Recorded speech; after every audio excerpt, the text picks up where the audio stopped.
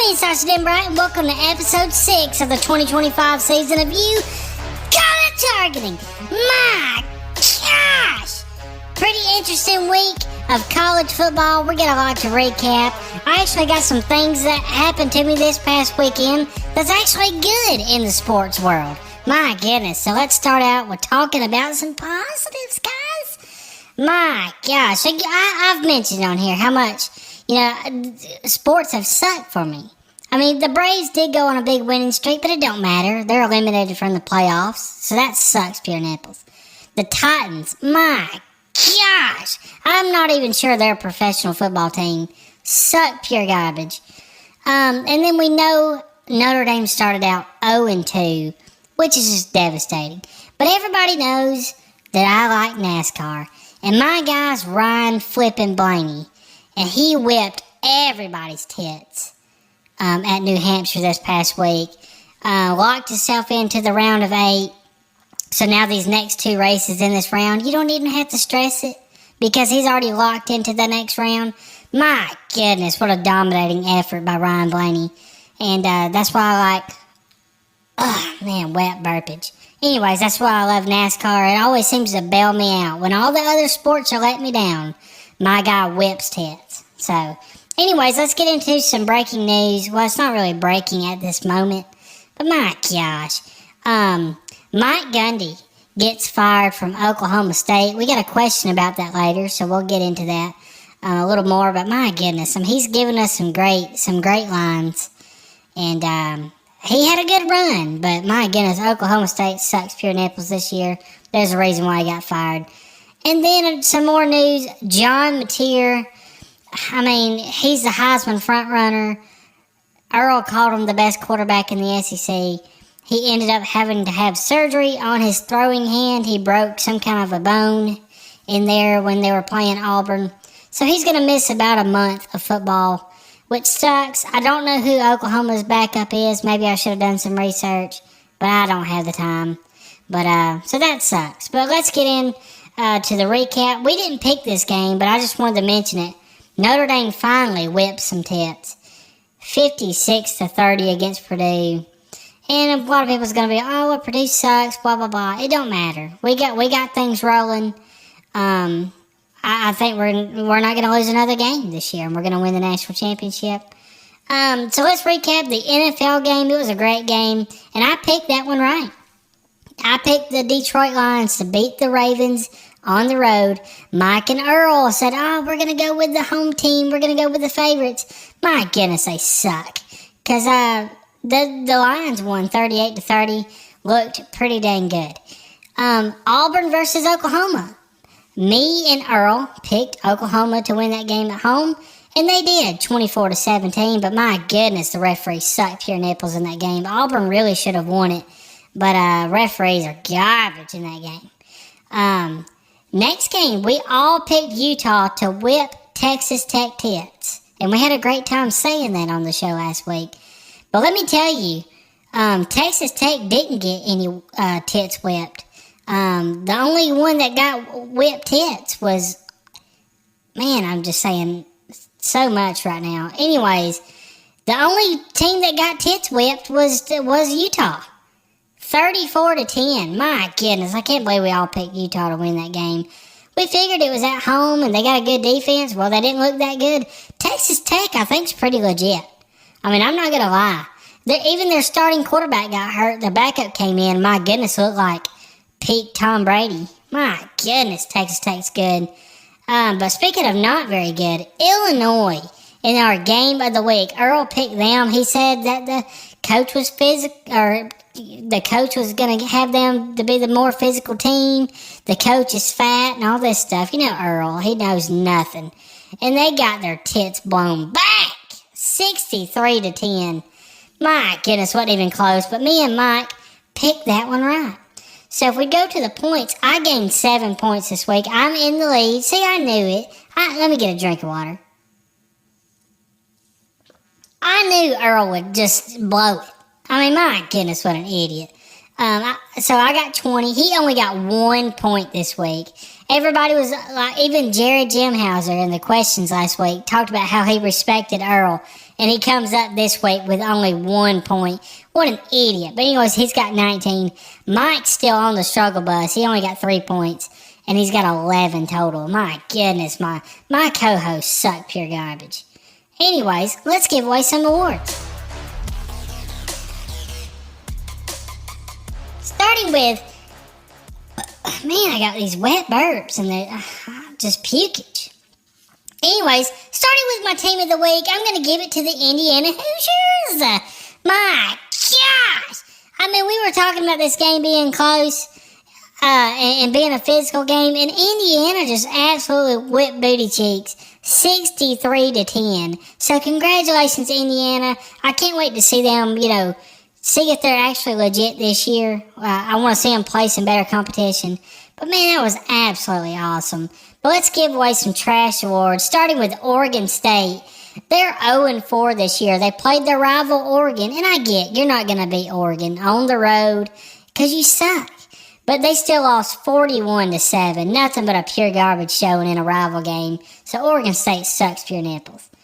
Next trash team, California. And the reason I put him on this, Pat McAfee, I listened to his show the other day, and he's like, man, if you see California on the TV, like at 9 or 10 at night, and you got nothing else to do, and California's playing, this quarterback is must-watch television. He was talking up this quarterback like he's the best thing since sliced bread. And they lost to San Diego State 34-0.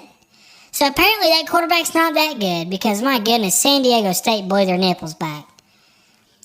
Next trash team, North Carolina. My goodness, the Bill Belichick era is off to a great start. My goodness, nothing but pure garbage. They lose 34-9 to Central Florida. Nothing but a pure garbage showing by North Carolina. I guess he's too distracted by his 20-year-old girlfriend to even be able to coach. I saw a post that said that it must be a lot easier to date college people than to coach them. So, what a piece of garbage. Next piece of garbage team is the Florida Gators. My gosh, and I get it. They weren't supposed to beat Miami. Miami's dang good. But they had 35 yards of offense in the first half. Florida and DJ Lagway sucks. My goodness. Next trash team, we talked about them earlier. Utah. We all picked them to win. Texas Tech beats them 34-10.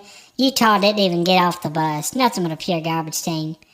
Next trash team, the Clemson Tigers. Now look, I'm not a betting man, but I would have bet money on this game because Syracuse was 17.5-point underdogs. I felt like Syracuse would beat them straight up, but you're giving them 17.5 points? That's easy money.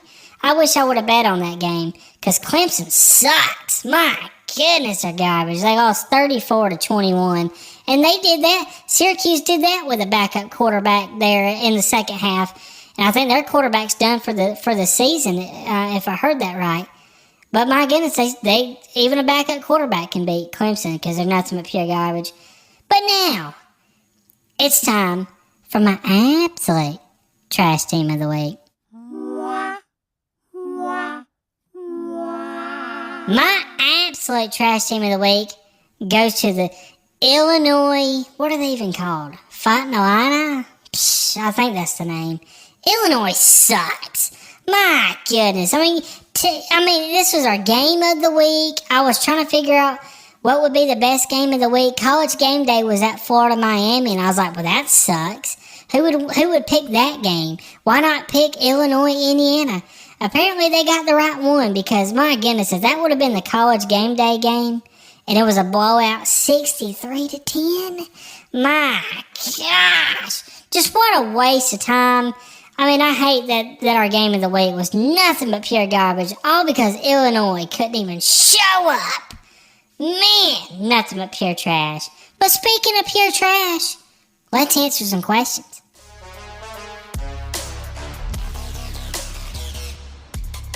Starting with this question from the I Hate Mike Club. My goodness, sounds like a great club. I would love to join it. I wonder how much money it costs. It really don't matter how much money it costs because it's worth whatever it costs to hate on Mike. So send me an email or something. I'd love to join. But anyways, the question goes on and says, well, I guess it took playing somebody like Purdue for Notre Dame to actually finally win a game. Big whoop. My question is for Mike. Why are you so trash with your picks? You remind me of Mark May. You talk like you know something, but week after week you remove all doubt that you don't know anything worth knowing. You don't know a daggum thing. You sorry sack of crap. I hate your face. Love you, Earl and Sasha. Mike, explain yourself of why your picks suck your nipples. He should have picked on Earl this week. I mean, Earl only got the 1 point. But yeah, I'm struggling right now, but we're going to get it together. And I think it'll be a close race between us three at the end of the season. Yeah, I doubt it's real close because we all know I'm going to absolutely blow nipples back. Anyways, next question is from Dancing Naked with Grilled Cheese in Hand. It says, Sasha, what is the difference between the AP poll and the coaches poll? Also, have you ever tried hot, fresh cornbread with cold milk? Don't knock it. So good. Listen, I mean, I love hot cornbread, but I'm not going to dip that garbage in milk. Anybody, I mean, I don't get that. I know that's like a Southern tradition. It's kind of like Coke and peanuts or whatever. I don't get it.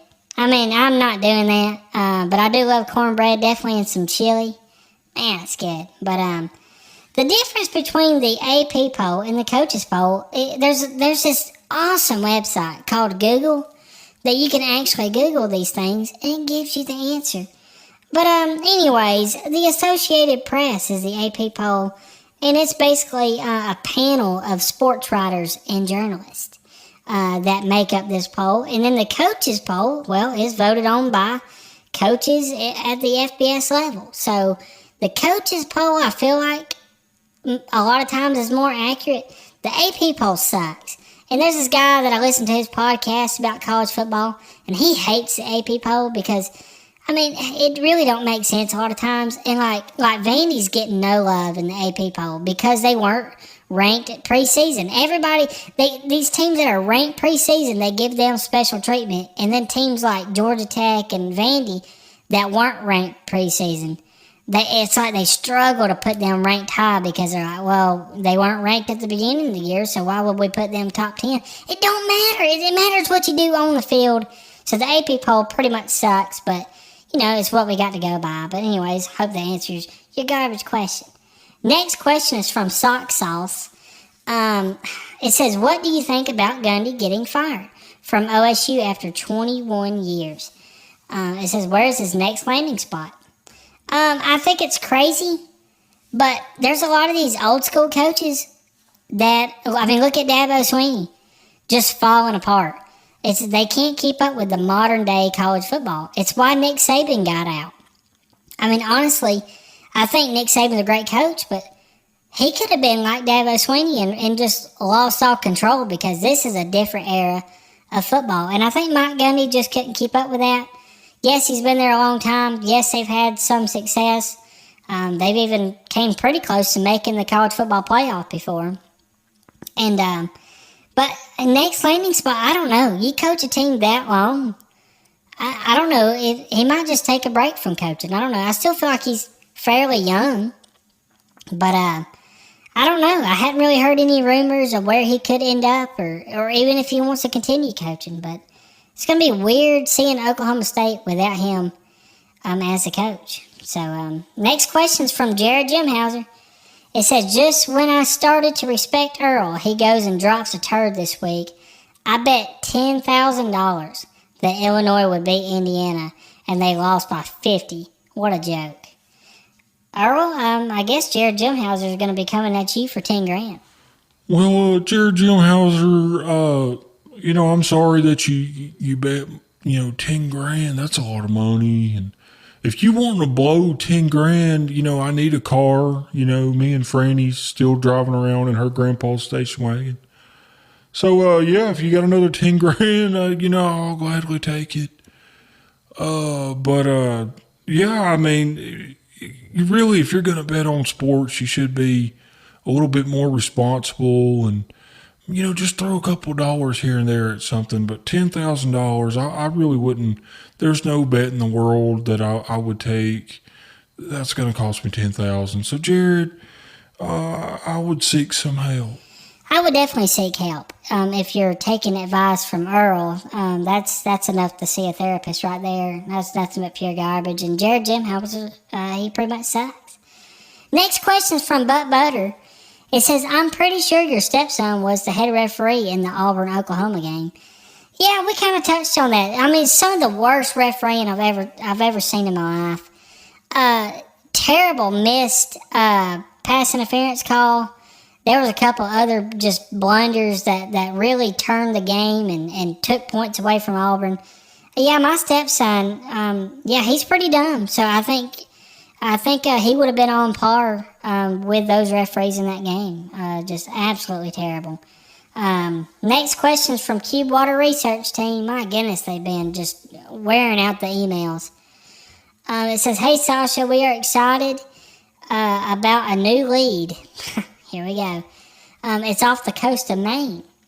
We have found small traces of cubium, which is the key ingredient for cubed water. Things were looking bleak for a little while, but now things are looking up with this new lead and a generous donation of $12,000 from your Grandpa Frank. What? What an idiot. It says, by the way, congratulations to Notre Dame for finally getting in the win column. P.S. We want to invite Earl to come with us to Maine to get the full cubed water experience. My gosh, I mean, my Grandpa Frank giving this stupid idiot group $12,000 to go look for cubed water. What an idiot. He's never bought me a Christmas present in my whole life, and he's throwing $12,000 at this stupid idiot research team. And Earl, are you going to take him up on that offer? You bet your bottom dollar I'll take him up on that offer. I mean, to ride on a boat, in Maine, it's got to be gorgeous. And maybe I can take Franny with me. I don't know. But, I mean, I'm all in, and I'll help him find that cube water. So, yeah, I'll be there. You just let me know when and where. Man, you're an idiot, Earl. My goodness, I hope y'all get lost at sea. Nothing but pure garbage. My goodness. I mean, if they couldn't get any more garbage, they're going to let Earl Maynard on their boat.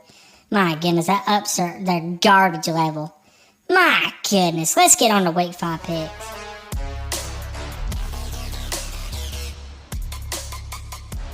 Starting with my precious Notre Dame at Arkansas.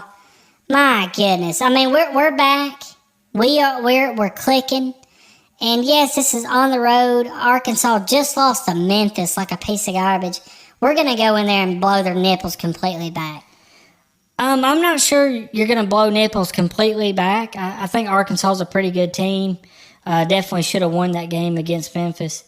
But I am going to go with Notre Dame, but I think it's going to be a close game.